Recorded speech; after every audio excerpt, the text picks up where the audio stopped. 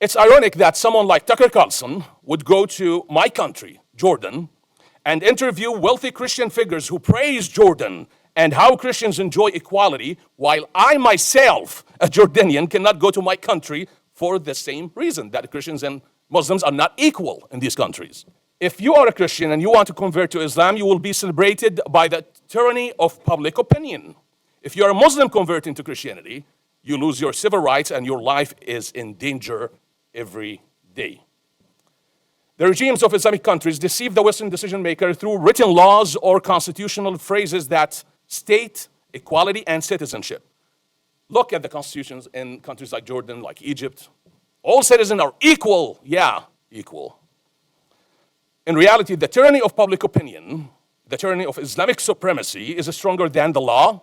The governments are complicit either for ideological reasons or to maintain stability. This is what the Jordanian intelligence would tell me always. We don't care if you worship whatever you want. Our problem is security. For security reasons, we want to maintain stability. What does that mean? The tyranny of public opinion. And this is a problem that the West has dealt with centuries ago and solved it. Solved it through what? Democracy and liberalism. In Egypt, however, what is needed now is damage control to expose what the Copts are experiencing on a daily basis. Copts Watch, that's amazing. I didn't know about that. That's amazing. To force the international community to pressure a regime that lives on an unholy alliance between religious tyranny and military totalitarianism, to take exceptional measures in order to shift the social standards that made Christians vulnerable in Egypt. There is a lot to be said about the daily suffering of our Christian brothers and sisters across the Islamic world, and we must say it loudly and clearly. But there is more to be said about the reality in the West too.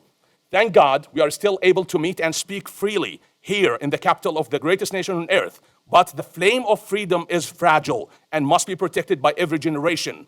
And if, God forbid, the West falls just as our East did, we will end up silenced and persecuted, and there will be no one left to defend either the Christians in the Islamic world or us here in the West. So, to defend what's left of Christendom in the East, we must fight daily to defend the West. Thank you so much.